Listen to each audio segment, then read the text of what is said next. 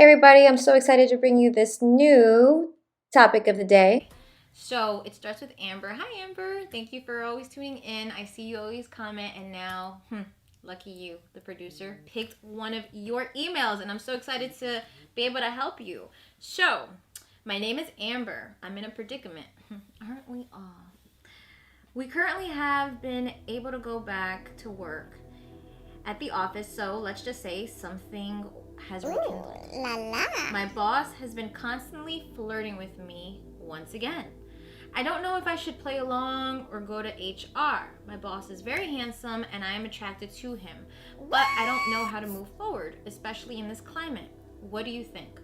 Okay, so welcome back to the real world, and I'm sure you're very excited to be back with your colleagues and be somewhere other than your home. I know this pandemic has been really, really trying for all of us.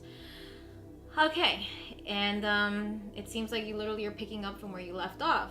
Some flirting happening. You're curious to see if you should move forward or to go to HR. A lot of the times, I would say go to HR if you are uncomfortable, you're unhappy, you feel harassed, you feel like, you don't feel safe at work.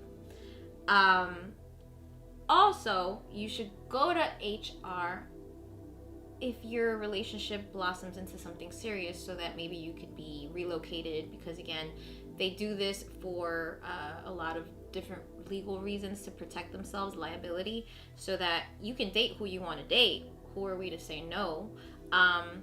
But a lot of the times, HR does need to get involved if there is a relationship, and that happened. I worked in the hospital.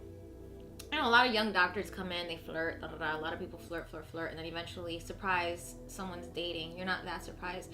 They would change shifts. He would come in the morning, and she would have to come in at night, because it's really hard to work with who you're dating. You shouldn't also, in a professional setting, work together when you're working with other people or involved with other things, such as making money moves, if you know what I mean.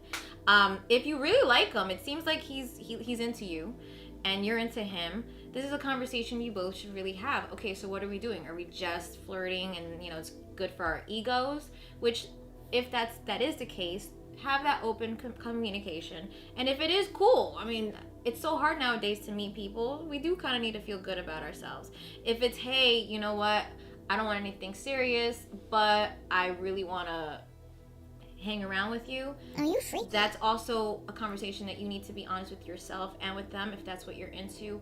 If you're both interested in being romantically involved, then obviously I will recommend, because I know that as beautiful as it is to find, projects and gigs and work with someone that you're dating, having that space is very important. Meaning, you don't want to be attached to the hip. You want to not be codependent of one another. And again, it is wise to get HR involved. And it's not in a troubling way. It's only a troubling way if you're like, damn, I feel unsafe and I feel harassed. And then for sure, you have to talk to H&R. So either way, you do have to talk to somebody. First, talk to your boss. Second, you talk to H&R. And if it's not going anywhere, then whatever. You don't need to talk to H&R. Just have fun.